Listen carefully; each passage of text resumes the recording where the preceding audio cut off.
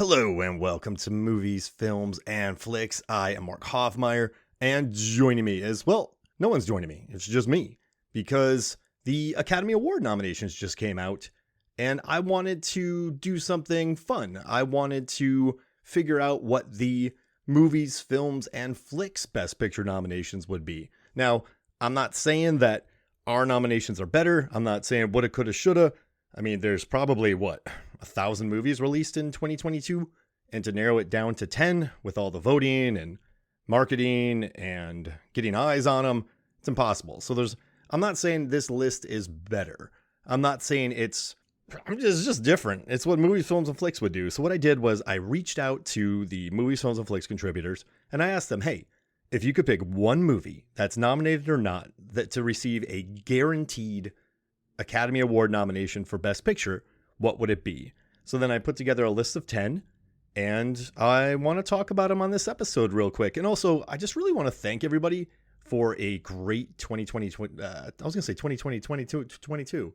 I talked too fast. So a great 2022. We grew on Spotify. We were in the top 20 in more than 70 countries. And in a day and age with so much content, I'm just honored that you would listen to this show. I'm humbled by it. I appreciate it. And hopefully 2023 is even bigger for us. And I plan on doing a lot more funky stuff, having some fun. And yeah, just talking more about jet skis. Got to talk about jet skis. So as it stands right now, the films nominated for Best Picture are All Quiet on the Western Front, Avatar: The Way of Water, The Banshees of Inisherin, Elvis, Everything Everywhere All at Once, The Fabelmans, Tar, Top Gun: Maverick, Triangle of Sadness, and Women Talking. It's a solid list. You have two blockbusters that made at least $1.5 billion. You have Triangle of Sadness, which is a gnarly film that features a jet ski and also features a donkey dying, and so does Banshees of Inisherin. So does EO. Jeez, that's a pattern. Then we have, just Tar, beautiful performance from Cate Blanchett. Everything Everywhere All at Once is going to steamroll everything. Baz Luhrmann is back. James Cameron is back. Women Talking. People are finally learning about Sarah Polley and how great she is. So it's a fun selection. Sure, other movies could have been added, but I like what it is. After Yang could have been in there. Who knows? Well, so could have Mad God. But this got me thinking too. If I was pulling the Oscar clips, if I work for the Academy and they're like, Mark, during the broadcast, we need you to pull all the clips. I started thinking about the movies that I wish were nominated for Best Picture, just so I could just depress everyone in the audience. So I think I would pick The Sadness, the Taiwanese body horror film. I would do Triangle of Sadness again, Babylon, just because of all the puke, all the elephant poop, just gross out moments. Nope. I would do The Chimp Attack, Hatching, great body horror there. Mad God, so many things to show. Day Shift, there's a kitchen fight with Scott Adkins. Barbarian, this is a tough one. I might do the biting scene. I might do the milk scene.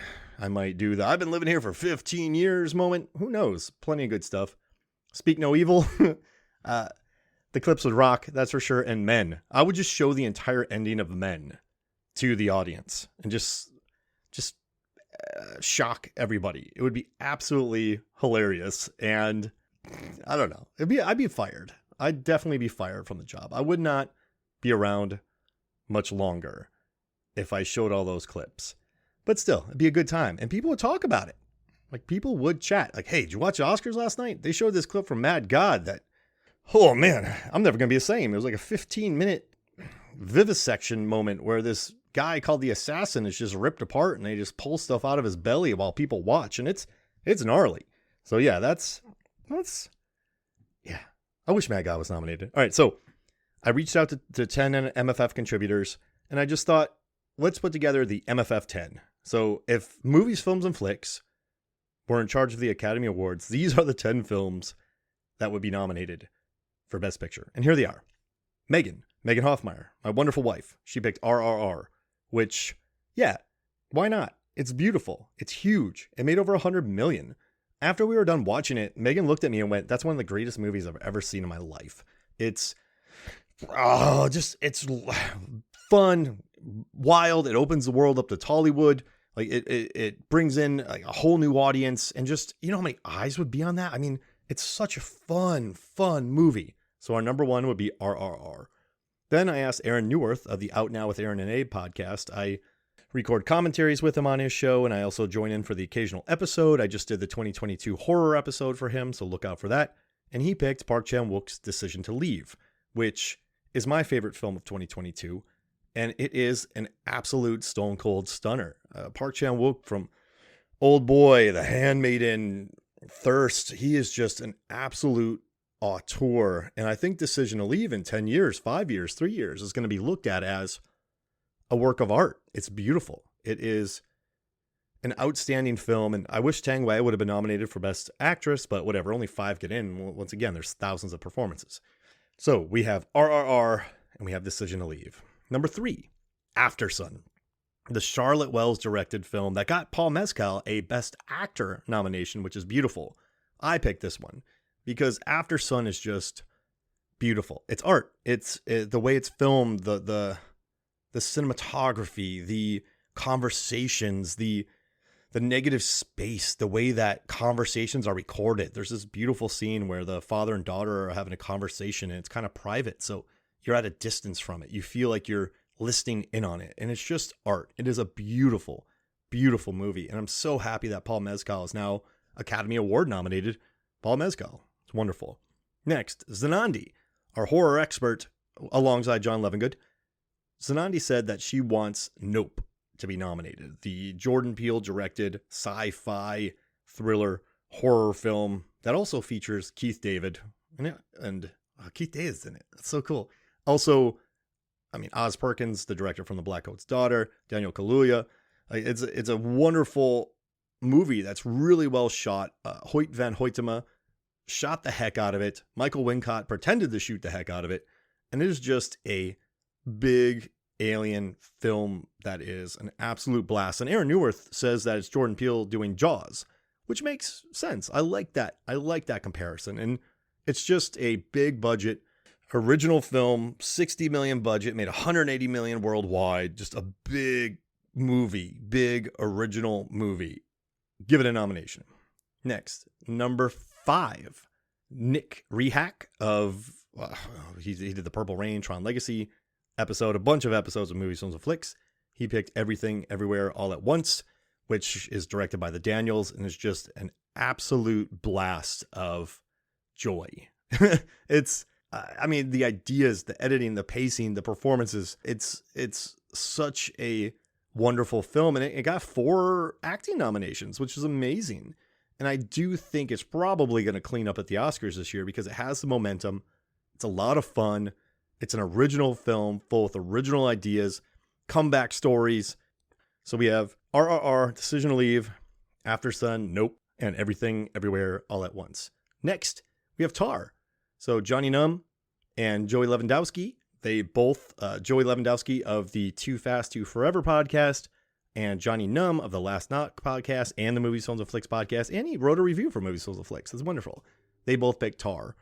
Just Todd Fields directed, Kate Blanchett starring. You have Nina Hoss from Phoenix. Phoenix's Nina Hoss is in it. It is just a layered, cynical, fun, devious movie. And I love what Johnny Num had to say about it. He wrote, "It would be tempting to call this as black-hearted as the main character's name, but it's a film of genuine gray areas, made even grayer by the details writer-director Todd Field chooses to reveal or not reveal to the viewer. It's subtly mean movie without reveling in cringe moments. Instead, it builds a sense of intrigue over the course of 2.5 hours that leaves more questions than answers. While I highly doubt Tar will win Best Picture, its ambiguities, coupled with Kate Blanchett's powerhouse performance, will ensure its place in the cinematic and cultural conversation for years to come." Johnny Num, you're an artist. I can't write like that. So there's Tar. We have a wonderful lineup. Now, this is where things start to kind of get interesting. I asked Adam Hodgins, the resident maniac of Movies, Films, and Flicks. He's been with us since the early 100s episodes, and Adam Hodgins said that he would love to have Metal Lords nominated. He said it's the best coming-of-age movie since Stand By Me. And I had never even heard of Metal Lords. It's on Netflix. It has a 6.7 on IMDb, 63% Rotten Tomatoes. It stars Jaden Martell from the It films, and it's 4 teenage misfits, Hunter and Kevin, For teenage misfits, Hunter and Kevin, the path to glory is clear. They devote themselves to metal, win battle of the bands, and be worshipped like gods. So if you know Adam, he's huge into music. He's a musician. So he is also a big fan of Metal Lords. So I love that when this would be announced, everyone would be like, what? Like, I guarantee Google would explode with, what is Metal Lords? So Metal Lords is our next pick. Then we are moving on to David Cross of the Award Wieners Movie Review podcast. He picked The Woman King, which is a wonderful pick because I'm a big fan of Gina Prince Bythewood, and she directed Love and Basketball, which is one of my favorite movies, and it's just an overall crowd-pleasing action drama that features really wonderful performances from Lashana Lynch, Viola Davis. It's a well-constructed, solid film with good action, and it would have been cool. It would have been cool. The director of Love and Basketball has a movie that's nominated for Best Picture, and that would be pretty cool. And I also really think the movie's worth watching. It's a shame Viola Davis didn't receive a Best Actress nomination for her performance because, as everyone knows, she's great. But once again, there's so many people, like Tang Wei got left out. It's nuts. But yeah, so The Woman King is our 8th pick. Number 9, this is when things get weird. But Joey Lewandowski, Dan from the Movie Cellar, and myself, I thought like, what would be a really strange nomination? What would be fun? And we decided that Jackass Forever would be the great 9th nomination. So the 9th film to receive a Best Picture nomination is Jackass Forever. The rare legacy film that does a good job of bringing in new characters to sort of join the older characters, and they form a really friendly camaraderie. I love all the high-fiving in Jackass Forever. I mean, I felt bad for Johnny Knoxville getting another concussion because his brain's got to be macaroni by now. But the skit with Chris Pontius with the Dick Godzilla and the mime kiss where Poopies gets bit in the face by a snake and has to remain quiet. Just the whole thing is a joy to watch. And so why not? You know what? Give Jackass Forever the 9th nomination. And number 10 is the Banshees of Inisherin, which is recommended by Jay Cluett. I love them. Everyone loves the movie. Jay Cluett, my co-host on Con Air, the podcast, and Deep Blue Sea, the podcast, he really wants to see Banshees of Inisherin nominated. And you know what's nice about the Banshees of Inisherin is that Martin McDonagh, also all four actors in it got nominated as well, which is nuts. The nice thing about Martin McDonagh is he started off with Six Shooter, the short film, then he went to In Bruges, and he went to Seven Psychopaths and Three Billboards Outside Ebbing, Missouri. He's always had this sort of stylish provocateur vibe where, I'm not going to call it Tarantino-esque, but he's an absolute playwright, but he's pushing buttons. And what was nice about the Banshees of Inisherin, is it's very earnest. And yes, it's dark. It has a dark soul, but it's also very heartwarming and likable and not stylish. It's just a very well-written tale of a man suffering from depression who doesn't want to deal with his bozo friend anymore. And it's a really neat exploration of depression and friendship and just life in general. And there's a donkey in it too that's really popular. So these are 10 nominations. These are them, right? RRR, Decision to Leave, After Sun, Nope, Everything Everywhere All at Once, Tar, Metal Lords, The Woman King, Jackass Forever, and The Banshees of Inisherin. That is a lovely collection of films picked by MFF contributors, and I think they're all worth a watch. So yeah, let us know who you would pick to win over all of these, and send me a message. Be like, Mark, this is the one movie from 2022 I wish received a Best Picture nomination. And also too, while you're at it, there's been some really cool 2022 films, but I think there are some really neat movies that are not going to be mentioned during awards time. Maybe during the Independent Spirit Awards. But there's some movies I think that are worth a watch for you. So I'm just going to name a couple of them so you can go watch them. First is 13 Lives, directed by Ron Howard. It's on Amazon Prime. Colin Farrell, Viggo Mortensen. Colin Farrell, The Batman, Banshees of Inisherin, After Yang, 13 Lives. He won 2022. So go watch 13 Lives. Mad God is on Shudder. Phil Tippett directed it. It's wonderful. There's a movie called EO. It received a Best International Film nomination. It's about a donkey. Probably my favorite filmed movie of the year. It looks beautiful. Also check out Happening from France. Marina, which is a Kino Lorber release. It was filmed in Croatia. Really excellent film. I also want to put out Something in the Dirt from Justin Benson and Aaron Moorhead. We're going to be doing an episode on that soon. Kimmy. Listen, y'all. Kimmy's wonderful. Then we got No Bears, which was shot in Iran. It's a wonderful, wonderful movie. And Ambulance. Watch Ambulance. Also watch Day Shift. I'm going to watch Cyrano. There's a lot of movies to watch in 2022. I can't name them all. But hopefully I got a couple out there. Maybe check out one of the ones I recommended. And yeah, I just wanted to, once again, say thank you for listening.